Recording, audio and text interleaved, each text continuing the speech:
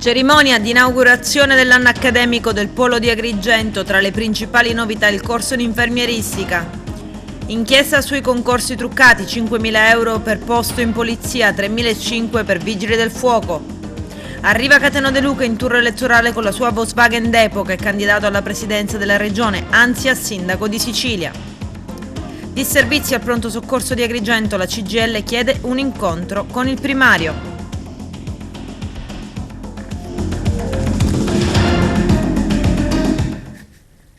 Bentrovati gentili telespettatori al nostro appuntamento con l'informazione. Al Teatro Pirandello di Agrigento si è svolta la cerimonia di inaugurazione dell'anno accademico 2021-2022 del Polo Universitario di Agrigento dell'Università degli Studi di Palermo. Tra le principali novità dell'offerta formativa vi è l'attivazione del corso di laurea in infermieristica ad Agrigento. Il servizio di apertura del nostro direttore Arturo Cantella.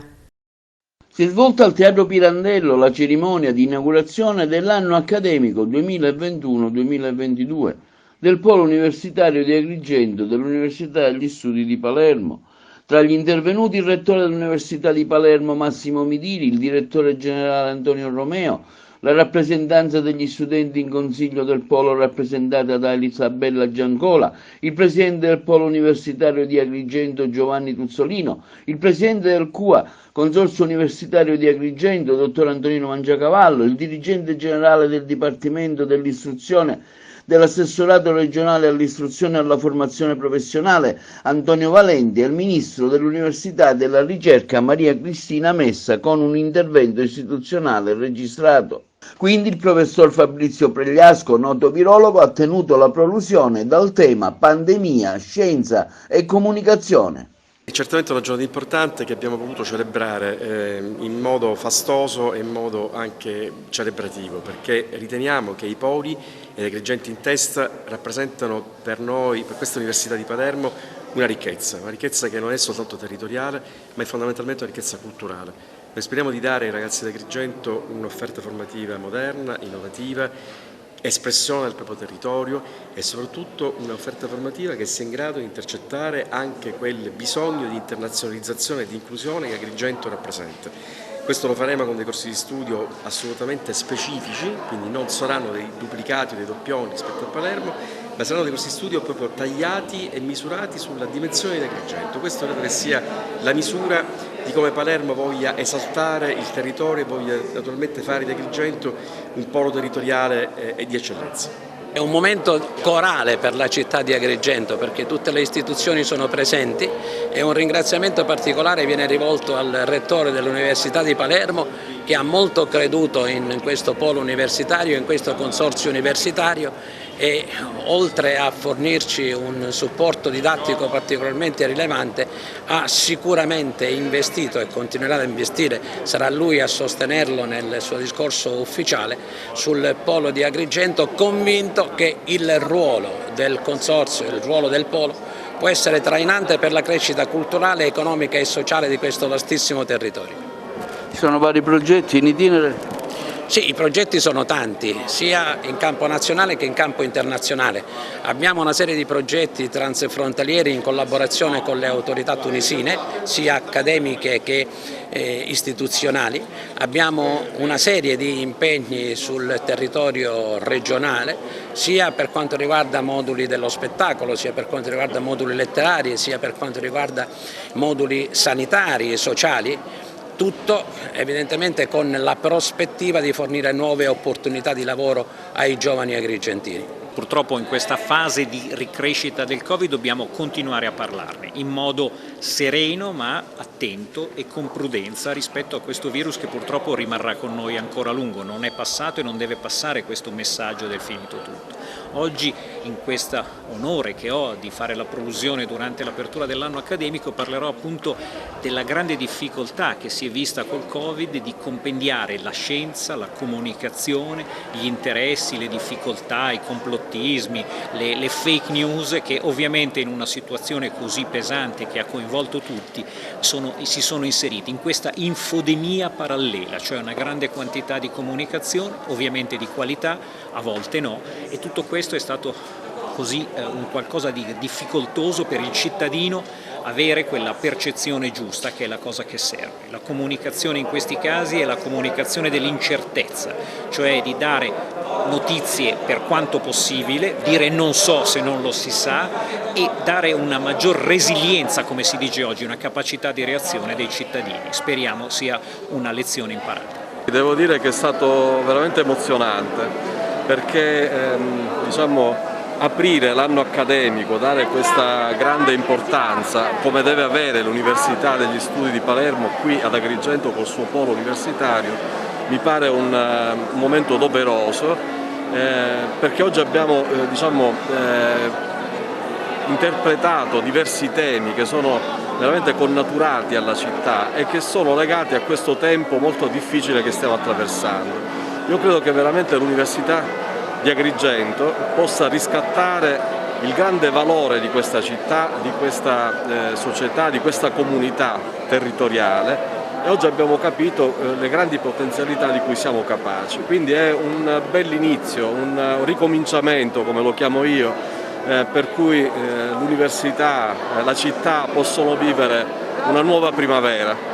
Io sono molto felice perché sto assistendo a dei momenti che sono in realtà degli aspetti che purtroppo di questa provincia che purtroppo non ci sono stati in questi 2 anni. Io sono arrivata veramente in pieno lockdown, di una vivacità, di un fermento culturale.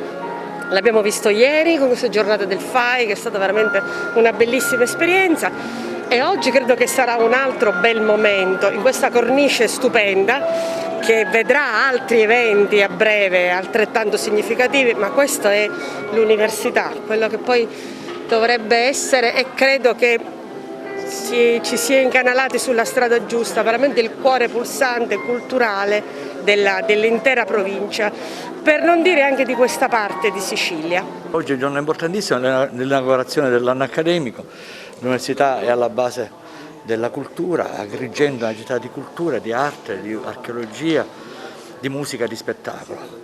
Io ho insistito tanto affinché questa inaugurazione si potesse tenere qui nel teatro Pirandello, nella casa comunale. È importante che Agrigento possa avere un polo universitario, è importante anche la crescita di questo polo. Abbiamo già 2 corsi di laurea nuovi, un altro anno ce ne sarà un altro, scienze infermieristiche, e in cantiere ce ne sono tanti ancora. La cultura è alla base di tutto. Diamo atto sia al magnifico rettore ma anche al presidente Nene Mangiacavallo di aver voluto riorganizzare questo momento, che è un momento importante perché segna la ripresa dell'università qua ad Agrigento. La presenza del magnifico rettore sta a significare proprio questo. Oggi ci presentiamo al nostro territorio con una offerta formativa abbastanza consistente, il numero di iscritti aumenta sempre di più, siamo sulla buona strada perché questo consorzio raggiunga sempre migliori traguardi. Vorrei iniziare ringraziandovi per quanto state facendo per l'accoglienza dei profughi e dei rifugiati che stanno arrivando nel nostro paese dall'Ucraina. Io credo che questo sia un momento decisamente tragico che si innesta dopo una pandemia, quindi dopo un periodo che già ci aveva indebolito, da cui stavamo per uscire e che ci coglie anche impreparati. Ora la reazione delle università, come anche la vostra, nel diventare subito un baluardo di libertà fondamentalmente, quindi e favorire la libertà dando ospitalità a chi la sta perdendo nel proprio paese, è un segnale che dà di nuovo grande speranza, e lo è ancora di più perché viene in una comunità dove sì ci sono i professori e i ricercatori, ma ci sono i tantissimi studenti,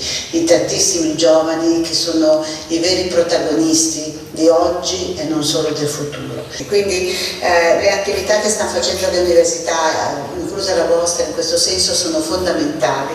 E voglio però anche in modo particolare salutare questa comunità, questo polo, il polo di Agrigento, un polo che sta crescendo così come l'Università di Palermo, e anche il fatto che gli studenti ricomincino a credere nella istituzione universitaria e a iscriversi ai corsi di laurea è un fatto che dà speranza in un momento così difficile.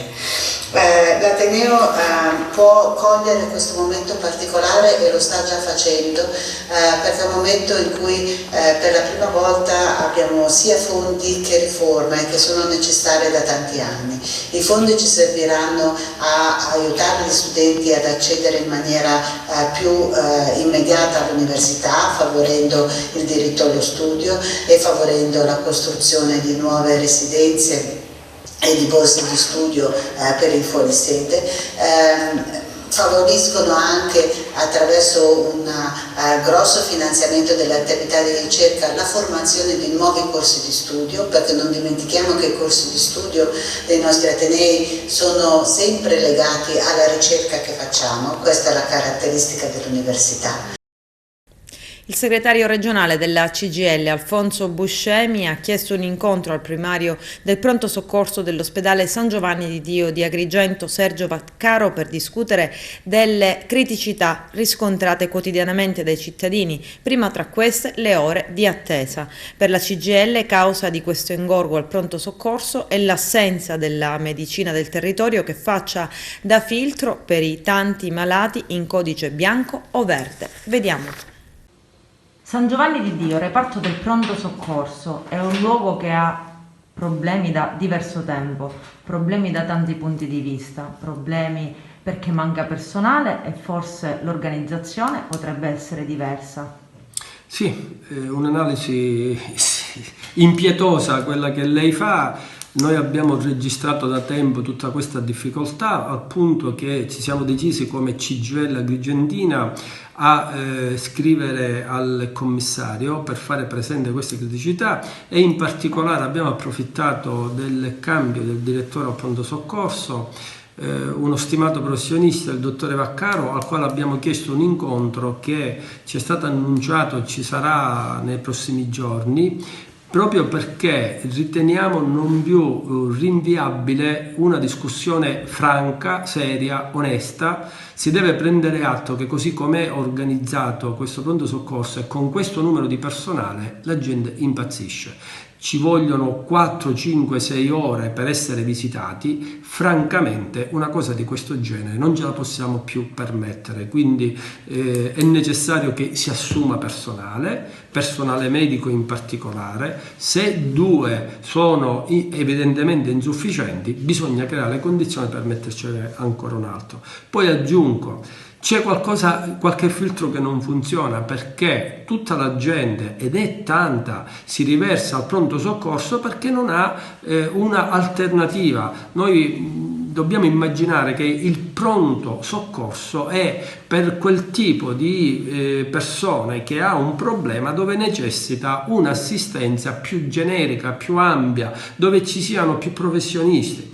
Invece anche per un codice bianco, un codice verde, la gente è obbligata, siamo obbligati ad andare intasando i pronti soccorso. Questo perché la rete nel territorio non c'è. Allora noi dobbiamo creare la condizione, la Regione Sicilia in particolare, che ne è responsabile di questo malcostume, con l'ASP deve creare davvero dei punti di primo intervento nel territorio, la sanità a casa del cittadino. Quando uno sta male deve andare nel proprio paese, e per i fatti gravi allora arrivare al pronto soccorso. Spesso infatti la gente preferisce chiamare l'ambulanza piuttosto che recarsi al pronto soccorso, in modo tale da bypassare il triage ed essere portato in reparto.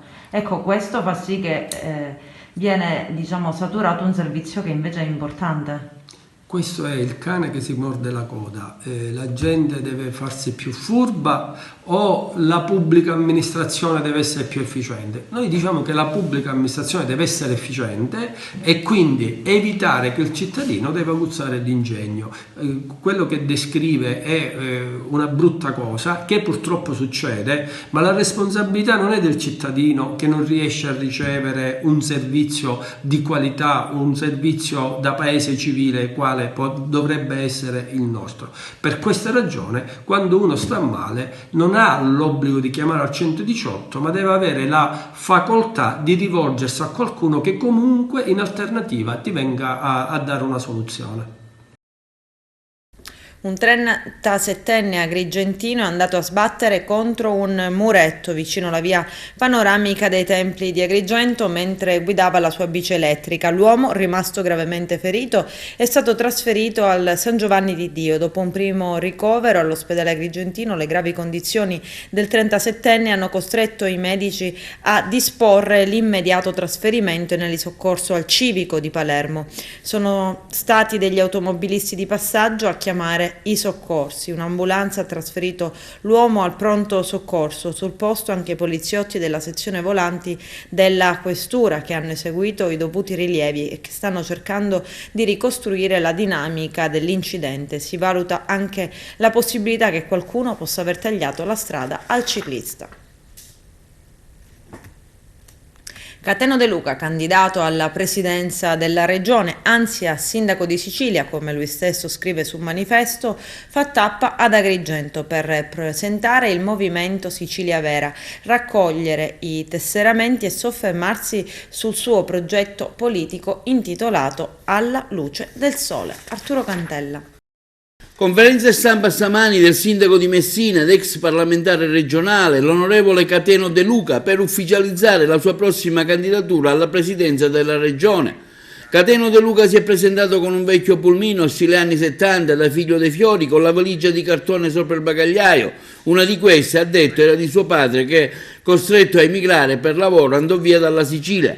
Lo slogan scelto da Cateno De Luca è il sindaco di Sicilia. De Luca sta preparando le liste per competere alle prossime regionali in tutte le province siciliane, contro gli attuali partiti e il sistema politico che vige dalla regione, chiamato simpaticamente da Banda Bassotti, che va liberata dalle lobby in atto. Non è un sondaggio che abbiamo commissionato noi, ma pare che sia stato commissionato da Fratelli d'Italia e serviva un po' per impupare ancora quella che era l'investitura di Nello Musumeci. Ma al di là di quelli che sono i sondaggi, noi stiamo portando avanti un progetto chiaro di rivoluzione di questa terra, ma soprattutto di liberazione di questa terra dai soggetti che noi definiamo simpaticamente la banda Bassotti politica, che l'ha ridotta in questi termini. Utilizzano i vari presidenti che ogni volta eleggono, perché anche questo presidente che ne possa dire ogni tanto sputa sui partiti, dimenticando che lui dopo 3 tentativi è riuscito a fare il presidente della regione perché i partiti lo hanno indicato e lo hanno sostenuto. Quindi una terra che va liberata dalle lobby e da questa banda Bassotti. Il nostro progetto è chiaro e ovviamente è un progetto che non è assolutamente disponibile a sottoscrivere compromessi a ribasso. Sindaco di Sicilia, questo è lo slogan che lei ha puntato, ma cosa vuol dire essere sindaco di Sicilia alla regione? Semplicemente non ubriacarsi e non farsi oppiare dai muri di Palazzo d'Orléans e di Palazzo dei Normanni. Ormai se voi chiedete a un deputato regionale cos'è il Parlamento siciliano, loro vi dicono così: il Parlamento siciliano è come la casa di Gesù, quando ci entri non ci vuoi uscire più. Questo sintetizza ciò che succede un secondo dopo essere eletti. Il sindaco invece è un soggetto che sta in trincea, che è raggiungibile, piaccia o non piaccia, perché il palazzo municipale sanno tutti dov'è. Sì, poi abbiamo sindaci che si mettono alla scorta per non farsi neanche raggiungere per carità al cittadino, ma il principio e il valore del sindaco qual è? Quello di vivere costantemente in tensione. Perché? Perché ha sulle proprie spalle le problematiche spesso anche causate dal malgoverno della regione o dello Stato. Quindi il sindaco è questo. Io propongo oggi e dico non voglio fare il presidente della regione, voglio fare il sindaco di Sicilia perché ho avuto la possibilità di governare 3 comuni, un record sicuramente da Guinness dei primati, ma l'ho fatto distinguendomi per quella che è la cosiddetta politica del fare, e questo propongo. La Sicilia non è amministrata da anni, la politica ha delegato ai dirigenti e alla burocrazia quello che è il governo di questa terra, e invece è la burocrazia che deve essere governata dalla politica, che è un tema diverso. Questo io già l'ho fatto nel mio piccolo a Messina e ovviamente so come fare in ambito regionale. Quali alleanze porterà avanti? So che ha avuto tante richieste, ma quale sarà il suo baricentro, centrodestra, centrosinistra, come si muoverà, considerando le varie spaccature che al momento sono in essere nei vari partiti che governano la regione? La banda Bassotti ha una sembianza tentacolare che è presente ovunque. Noi abbiamo avuto maggioranze con finte opposizioni, quindi il concetto qual è? Oggi non si può fare una scelta di allearsi con un pezzo della banda Bassotti. Noi abbiamo e godiamo oggi già di una, ovviamente non da solo, con il popolo, ma se noi già abbiamo iniziato qualche settimana e siamo già percepiti come gradimento dal 15% dei siciliani, è ovvio che il nostro è un trend in crescita, anche perché ci stiamo organizzando in questo momento. Noi vogliamo spaccare tutti i fronti, ci sono uomini e donne di buona volontà ovunque, ma devono avere il coraggio di uscire allo scoperto. Ovviamente questo invito non vale per coloro che già sono lì nel Parlamento, hanno condiviso questa situazione e ovviamente vorrebbero riciclarsi o avere la garanzia di essere rieletti utilizzando Sicilia. Ad Agrigento su quali nomi punta? Lo saprete il 30 di aprile. Onestamente non ve lo posso dire perché non l'abbiamo detto. Si parla di un assessore agrigentino, un noto professionista. Ma abbiamo interlocuzioni di qualità, lo dico con molta onestà, questo vale anche per tutti i versanti, come va la Sciacca dove stasera chiuderò la mia giornata con un convegno. Quello che vi posso dire è che oggi le interlocuzioni ci portano ad avere delle candidature qualificate che coprono da un punto di vista territoriale l'intera Agrigentina. Lei sta attraversando la Sicilia con un pulmino Volkswagen, sopra c'è anche la valigia di suo papà al quale lei è molto legato. Che significato assume? Quello di cancellare questa vergogna. Noi dobbiamo dare ai giovani la possibilità di scegliere, anche di fare esperienza all'estero, ma non devono essere costretti. Non solo, noi continuiamo ad impoverire questa terra perché formare un giovane significa che la famiglia ha fatto sacrifici e ci ha investito, e quando un giovane si laurea e se ne va perché è costretto, significa che noi stiamo portando avanti da questo punto di vista in modo anche cosciente l'impoverimento della nostra terra. Catemoto perché lo chiamano Catemoto? Ma lo chiamano così perché quando 4 anni fa ci sono stati più candidati alla presidenza della regione, ve li ricordate? E quindi per ognuno sostanzialmente c'è una poltrona che è adeguata al sedere dell'interlocutore. Qui ci hanno tentato e ovviamente la risposta è stata no. Io ho detto la mela del peccato non la mangio. Questo ovviamente ha generato uno scossone all'interno dei singoli partiti. È ovvio che sono stato contattato anche dal centrosinistra. Questa mia posizione, che ovviamente è irriverente e impertinente per quella che è stato finora il modo di corrompere, ha creato delle spaccature, ce ne saranno tante altre. Ecco, il Catemoto oggi è la coerenza, la conseguenza della coerenza di un uomo che dice no a quelle che sono le poltrone che propongono, è proprio la tentazione del diavolo, dico no, e ovviamente questo sta facendo saltare non solo i nervi ad alcuni, ma gli equilibri. Mazzette per vincere i concorsi in polizia e nei vigili del fuoco, 4 arresti, 10 indagati ad Alcamo. I dettagli nel servizio.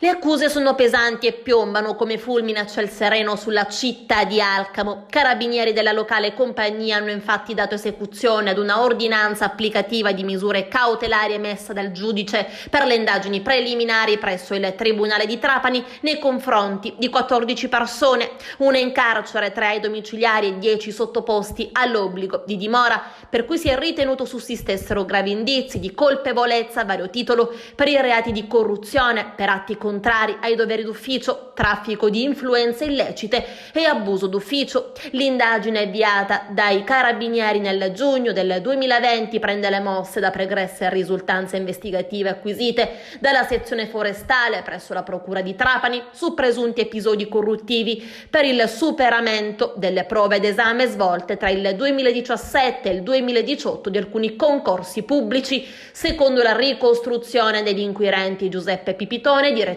ginnico sportivo e vice dirigente del Corpo Nazionale dei Vigili del Fuoco, sfruttando sia le proprie conoscenze all'interno delle amministrazioni pubbliche che il fatto di essere stato nominato in una delle sottocommissioni d'esame per le prove psicomotorie, si sarebbe impegnato a sponsorizzare alcuni candidati nelle diverse prove concorsuali, nonché a preparare fisicamente gli stessi a fronte della promessa e successiva dazione di denaro fino a euro 3.500 a candidato per un posto nei Vigili del Fuoco e 5.000 euro nella Polizia. In sintesi, secondo l'ipotesi accusatoria, il Pipitone, destinatario della misura restrittiva in carcere, avrebbe celato dietro un'apparente scuola di preparazione per concorsi un vero e proprio meccanismo illecito di collocamento nella pubblica amministrazione, avvalendosi dei propri contatti con soggetti che rivestivano ruoli essenziali nelle procedure concorsuali in vari corpi dello Stato, in primis quello di appartenenza. 3 soggetti che a vario titolo avrebbero contribuito a falsare i concorsi. Risultano complessivamente 10 dipendenti di diversi corpi dello Stato, tra cui un ispettore dei Vigili del Fuoco, poi sospeso dal servizio per altro procedimento analogo iscritto presso la procura di Benevento, 2 poliziotti, questi ultimi rispettivamente sottoposti alle misure cautelari degli arresti domiciliari e dell'obbligo di dimora dei colleghi della squadra mobile della questura di Trapani, e gli stessi presunti corruttori e risultati vincitori di concorso grazie alle ipotizzate sponsorizzazioni. Un primo grave indizio saltò già fuori durante una perquisizione il 29 maggio del 2019 nel garage di casa Pipitone ad Alcamo. Gli investigatori trovarono 7.200 euro in contanti e un foglio di carta denominato elenco discenti Pipitone. Era una sorta di promemoria con accanto a ciascun nominativo gli importi di denaro versati. Il giorno della perquisizione Pipitone ricevette una telefonata dalla moglie: «Ehi, non hai capito niente? Sono venuti qua, devo andare a casa a fare la perquisizione», ma il marito suggeriva di perdere tempo. «Allora digli che non puoi uscire, è quella cosa là, quella che ti dicevo. Io temporeggio un poco». Quindi sono arrivate le dichiarazioni di qualcuno che si era rifiutato di pagare. All'inizio aveva sborsato una piccola somma come compenso per la preparazione atletica, poi la richiesta si fece esplicita e illecita. Ci volevano 3.000 euro per falsare il punteggio delle prove. In carcere finisce per l'appunto Pipitone, 54 anni, alcamese. Agli arresti domiciliari invece l'alcamese Vincenzo Faraci, 47 anni, Filippo Alessandro Lupo, originario di Marettimo, 59 anni, e Francesco Renda, pure lui nato ad Alcamo, 26 anni. Obbligo di dimora invece per Vittorio Costantini di Palermo, 53 anni, Roberto Di Gaetano, Alcamo, 21 anni, Mauro Parrino, Alcamo, 29 anni, Antonino Pirrone, Alcamo, 24 anni, Davide Castro Giovanni, Alcamo, 26 anni, Silvia Pisciotta, Erice, 31 anni, Giacomo Rizzotto di Salemi, 29 anni, Mattia Turin, Dolo, 26 anni, Andrea Doretto Sandonà di Piave, 31 anni, Alessio Lacolla di Alcamo, 28 anni. Le indagini dei carabinieri proseguono al fine di raccogliere ulteriori riscontri investigativi. Droga nascosta anche nei tombini, 21 arresti a Messina, giro d'affari di 50.000 euro al mese. Vediamo. Più di 100 operatori della Polizia di Stato sono stati impegnati nella notte a Messina in un'ampia operazione che ha portato all'esecuzione di una misura cautelare nei confronti di 22 persone. Gli indagati sono accusati a diverso titolo di reati in materia di stupefacenti e armi. Le indagini condotte dalla squadra mobile di Messina e coordinate dalla locale Procura della Repubblica, Direzione Distrettuale Antimafia, hanno consentito di far luce su una vasta compagine criminale armata, perfettamente organizzata per rifornire di droga in via continuativa i consumatori dei quartieri cittadini di Ganzi e Mangialupi. Le investigazioni hanno preso il via dalle rivelazioni di alcuni soggetti che sul finire del 2018 avevano fornito generiche indicazioni su una centrale di spaccio attiva nel rione Gazzi di Messina. Le successive indagini, supportate da servizi tecnici e attività dirette sul territorio, hanno messo in luce l'esistenza di due distinte cellule criminali, una più ristretta, operante in Calabria ed impegnata nel rifornire l'altra, più articolata e capillare, che immetteva sul mercato della città metropolitana di Messina e in alcune località della provincia rilevanti partite di cocaina.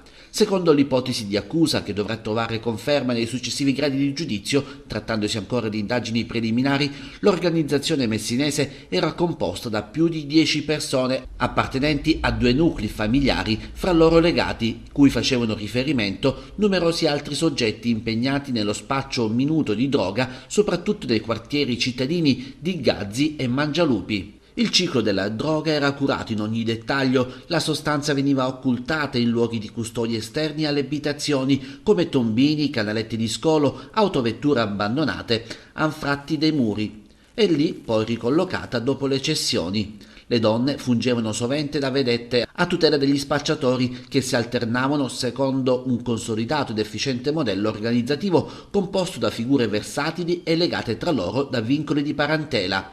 Gli acquirenti si avvicinavano ai pusher ad ogni ora del giorno e della notte, tanto da poter documentare nell'arco di appena 5 mesi di sorveglianza più di 3.000 cessioni per un giro d'affari quantificato in 50.000 euro mensili. Il GIP, su richiesta della Procura della Repubblica presso il Tribunale di Messina, ha applicato la misura cautelare della custodia in carcere per 16 indagati e quella degli arresti domiciliari per altri 6. Uno dei destinatari della misura cautelare in carcere è allo stato ricercato. La polizia ha interrotto un combattimento tra cani con annesse scommesse clandestine a Canicattì. 25 denunce, sequestrati quasi 6.000 euro. Vediamo. L'abbiamo smantellato, come ha detto lei, solo grazie al contributo di tutti gli uffici periferici della provincia di Agrigento, dello Stato. Cosa voglio dire? Sul campo non c'era solo il commissariato di pubblica sicurezza di Caricattì. Quando noi abbiamo avuto cognizione di questa notizia, ho chiesto subito aiuto al signor Questore, al capo di gabinetto, al dirigente della squadra mobile, al dirigente dei commissariati, che non hanno perso tempo e mi hanno messo a disposizione la professionalità delle loro risorse umane. Siamo riusciti immediatamente a cinturare questa zona che sapevamo esserci un incontro clandestino di pitbull, e quindi sostanzialmente abbiamo posto in essere un vero e proprio appostamento. Si tratta di una vera attività di polizia alla vecchia maniera, con un'osservazione prolungata sin dalle prime luci dell'alba. Abbiamo visto arrivare sempre queste macchine, sono arrivate 13 macchine a Caricattì. Appena abbiamo visti arrivare abbiamo fatto alzare il volo il quarto reparto volo di Palermo, che guardi, mi preme ringraziarli davvero, perché grazie al loro prezioso contributo siamo veramente riusciti a filmare in flagranza di reato questa lotta clandestina tra pitbull. Penso che non so quante volte si siano riusciti, quindi un plauso particolarmente ai piloti e a tutto l'equipaggio di quell'elicottero, che dall'alto è riuscito a filmare senza far comprendere a queste persone che erano filmate, quindi stiamo parlando di vera professionalità. Non solo loro, ma anche il reparto prevenzione crimini di Palermo, che è giunto sul posto con 3 equipaggi e ci ha aiutato durante la perquisizione, durante il cinturamento della casa, durante l'irruzione, loro stessi erano presenti. Sostanzialmente è un'attività veramente difficile da attuare, impegnativa, però noi siamo abituati a parlare di risorse umane. Ecco, permettetemi il termine, io non ho gestito risorse umane, ho gestito eccellenze umane che mi hanno permesso realmente di raggiungere un risultato veramente importante. I cani sono stati sequestrati, si tratta di 6 cani di razza pitbull, Il primo incontro, erano 3 incontri, il primo incontro è stato immediatamente interrotto perché già nel primo incontro il pitbull era ferito gravemente, come vedrete dalle immagini che vi forniremo.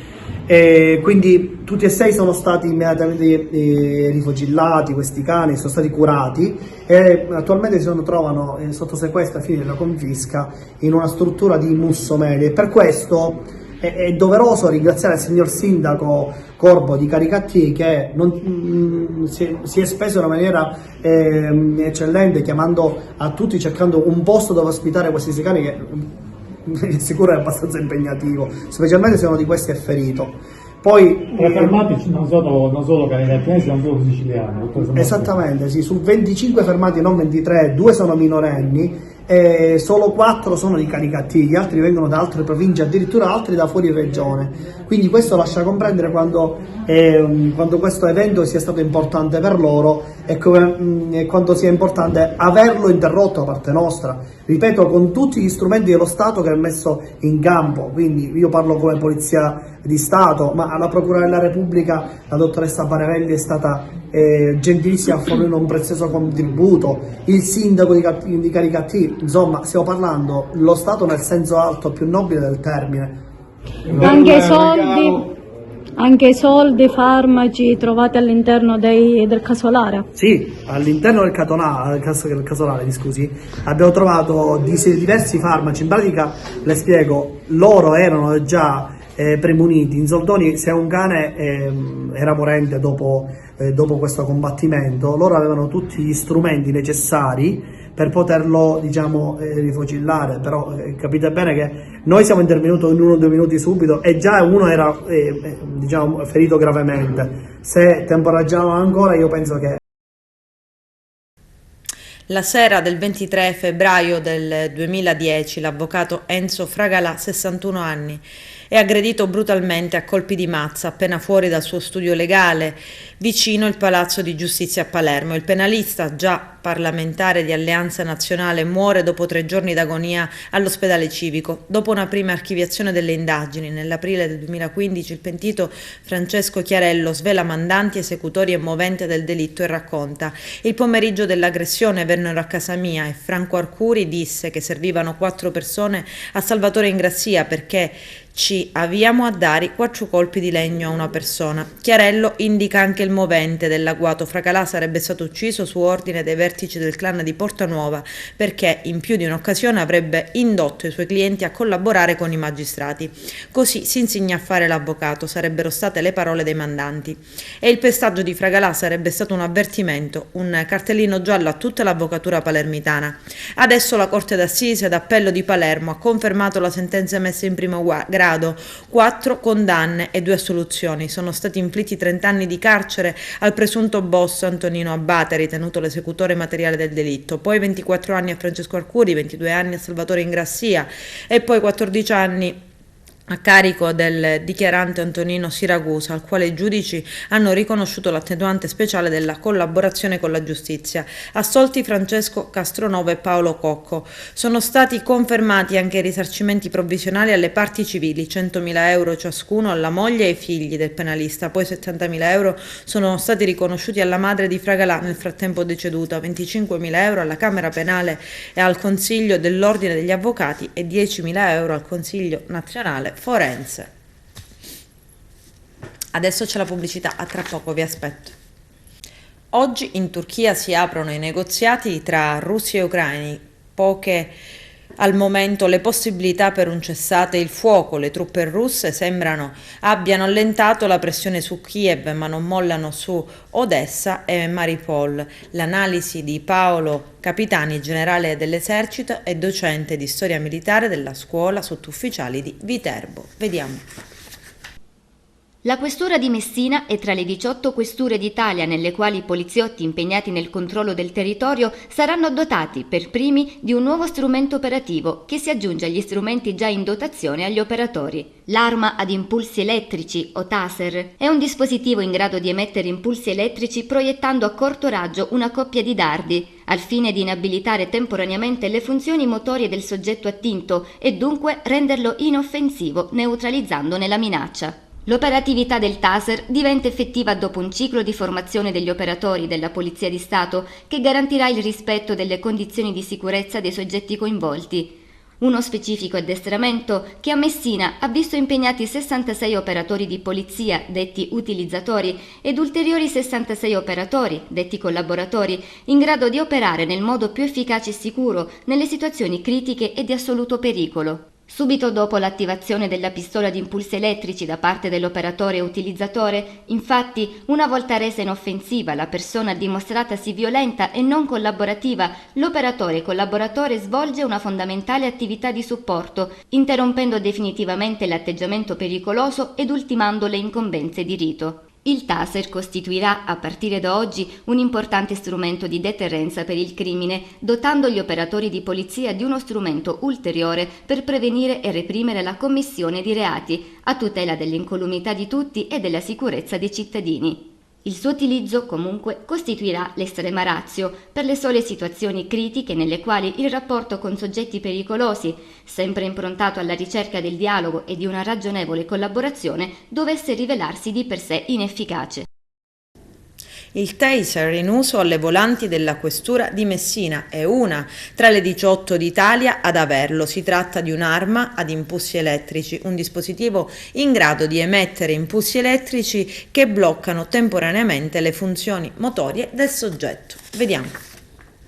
Oggi si riaprono i negoziati di pace, stavolta è la Turchia al centro di quella che potrebbe essere una svolta, anche se in tanti continuano a dubitare. I russi si stanno riposizionando da Kiev in Bielorussia, ma non mollano su Odessa e su Mariupol.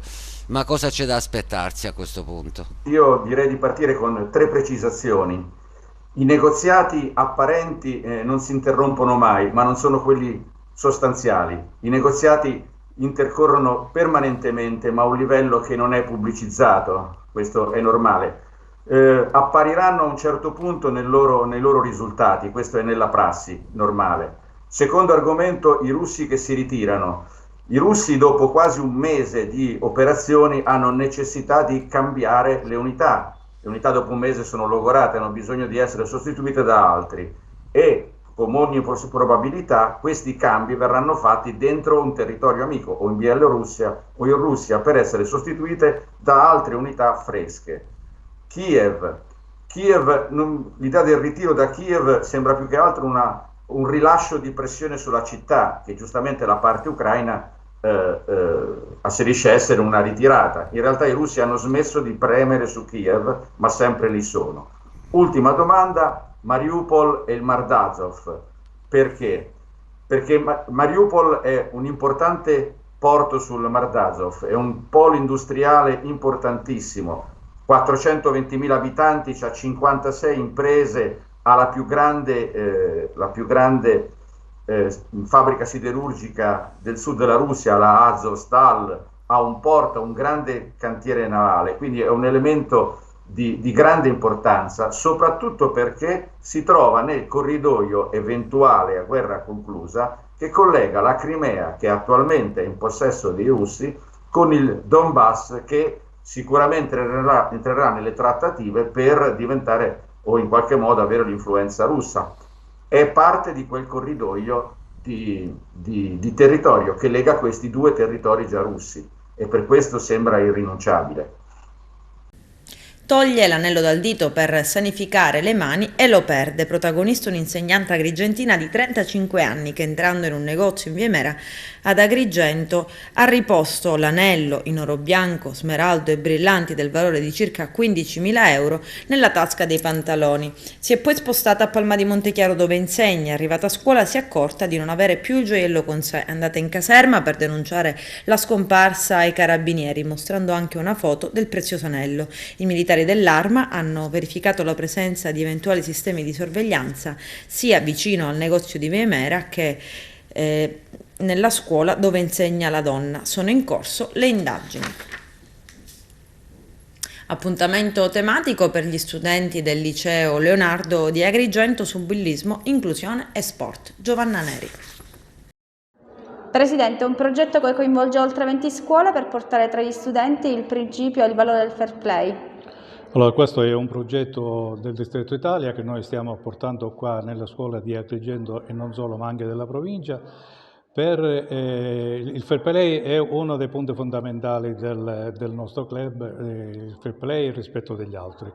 E quindi abbiamo abbiamo sottoscritto dei protocolli di intesa con i vari dirigenti in modo da poter sensibilizzare i ragazzi a questo il tema che per noi è essenziale. Quanto è importante parlare dei valori dell'inclusione ai ragazzi? Direi che è fondamentale. Una scuola che include riafferma la qualità totale nelle sue politiche, quindi una scuola più inclusiva, più mette nelle condizioni tutte e ciascuno di affermare se stessi. E oggi abbiamo parlato di inclusione sport, inclusione fair play con gli amici del Panathlon, ma anche con le maestre e i maestri del progetto Scuola e Famiglia nella corresponsabilità educativa, che si occupano appunto di inclusione, di monitoraggio dei livelli di inclusività nelle scuole, di testimoniare attraverso i progetti e i percorsi di alleanza scuola e famiglia quanto è importante l'inclusione. E lo sport e la pratica sportiva, come hanno detto gli amici del Panathlon, penso sia il luogo ideale per rieducare i ragazzi al rispetto di sé, al rispetto dell'altro e dunque a includere globalmente e totalmente. Il CTS, Centro Territoriale per il Supporto all'Handicap, che io dirigo ormai da tanti anni e che coordina le attività delle docenti mamme del progetto Scuola e Famiglia delle corresponsabilità educative, lavora ogni giorno per affermare attraverso la formazione, attraverso la distribuzione dei sussidi didattici, attraverso un attento monitoraggio del loro utilizzo, i valori dello sport e dell'inclusione in tutta la provincia di Agrigento. Preside oggi una lezione particolare per affrontare con gli alunni il tema del bullismo e del cyberbullismo. Sì, oggi affermiamo ancora una volta il valore del rapporto della scuola con il territorio. Siamo particolarmente compiaciuti di ospitare il Panathlon, un'associazione che promuove i veri valori dello sport. Del resto i valori di cui abbiamo parlato oggi, che vanno dal rispetto della persona, alla lealtà, al rispetto per il prossimo, al sostegno di chi è in difficoltà, sono dei valori che noi trasversalmente promuoviamo nei giovani anche attraverso lo studio delle discipline. Dicevo che nell'ambito dell'educazione civica ormai da qualche anno noi tendiamo a far acquisire ai giovani quelle competenze trasversali che vanno anche nel senso di questa acquisita cittadinanza che è pregna dei valori che oggi il Panathlon è venuto di cui è venuto a parlare con i nostri ragazzi. Indubbiamente applicati allo sport hanno un significato ancora più particolare, perché lo sport è sicuramente un argomento e comunque un'attività che aggrega in modo particolare i giovani, soprattutto quelli dell'età dei nostri ragazzi. Il Panathlon promuove un progetto che si chiama il Fair Play, che riparte dalla scuola e oggi tappa Liceo Leonardo. Sì, noi siamo molto contenti e orgogliosi di questo progetto, ma anche nello stesso tempo siamo responsabilmente impegnati per l'importanza proprio di questo progetto e degli obiettivi che si pone.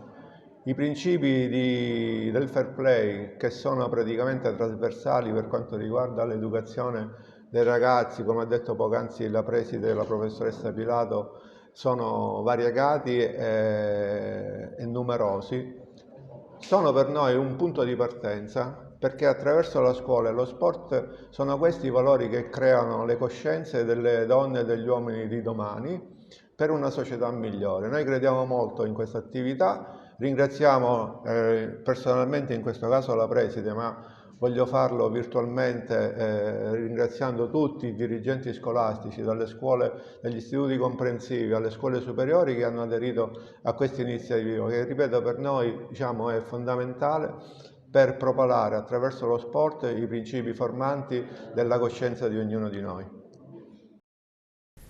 È ormai tutto pronto per l'atteso appuntamento di domenica prossima 3 aprile dedicato agli amanti del trekking e del walking sulle ferrovie dismesse della Sicilia, ovvero la giornata delle ferrovie dimenticate, in programma sulla Castelvetrano Agrigento nel tratto compreso tra le stazioni di Cattolica Eraclea e Montallegro. I partecipanti avranno modo di trascorrere un'intera giornata a contatto con la natura sulle tracce dell'antica linea. Per partecipare sarà necessario presentarsi la mattina di domenica prossima 3 aprile a partire dalle 8:30 al piazzale Agip di Montallegro, cui sarà possibile iscriversi e firmare la liberatoria indispensabili per prendere parte alla camminata. È richiesto inoltre un contributo libero a sostegno dell'iniziativa. Terminate le procedure di accredito tramite autobus si raggiungerà l'ex stazione di Cattolica Eraclea, dove alle 9:30 circa, dopo un breve saluto ai partecipanti, inizierà il percorso di circa 7 km fino all'ex stazione ferroviaria di Montallegro. Calcio in eccellenza, troppe partite da recuperare causa Covid, mentre l'Akragas si prepara ad affrontare la Parmonval a Mondello. Carmelo Lentini. Quella vissuta all'Ezzeneto è stata una domenica all'Agrodolce che ha tenuto con il fiato sospeso per ben 10 minuti tanti tifosi assiepati sugli spalti in attesa di apprendere quali fossero le condizioni del calciatore biancazzurro Giuseppe Prestia, sanguinante a terra dopo uno scontro fortuito con il difensore avversario Jamé. I due in un'azione di gioco infatti si sono avventati su un pallone vagante e, come spesso succede, ne è venuto fuori un violento testa contro testa e le conseguenze sono state perdita di sangue, atroce dolore, tanto spavento e corsa in ospedale a bordo di un'ambulanza prontamente entrata in campo. Ad entrambi vengono applicati dei punti di sutura per fermare l'emorragia, ben 7 all'attaccante biancazzurro Giuseppe Prestia, di meno al difensore mazzarese. Subito dopo sono state eseguite delle tacche di controllo e per fortuna non è emerso nulla di particolare, per cui dopo tanta paura domenica stessa entrambi sono ritornati nelle rispettive sedi. Intanto sabato prossimo, in anticipo allo Monaco, sfida alla locale Parmonval, compagine che ha perso 4 volte nelle ultime 4 partite. Purtroppo la compagine dei Templi dovrà fare a meno dell'asse titolare di difesa. Salteranno questa sfida Tuniz, espulso domenica scorsa con la Mazzarese, e il capitano Alfonso Cipolla, che era in diffida. Intanto domani, mercoledì 30 marzo, si recuperano 3 gare non giocate per Covid. Si tratta di Canicattì Mazzarese, Monreale Nissa e Marsala Mazzara. Una situazione, quella delle gare rinviate, davvero problematica e sarebbe opportuno, per non passare il campionato, sospendere momentaneamente il torneo e procedere prima al recupero di tutte le partite rinviate per Covid. In questo momento ci sono squadre che devono recuperare 3 gare come Nissa e Marsala, 2 come Canicattì, Enna, Casteltermine e Monreale e infine una e come Don Carlo Misilmeri, Mazzarese, Mazzara e Castellammare. Con questo è tutto, termina qui l'edizione del telegiornale. Grazie per la gentile attenzione e per essere stati con noi. A presto.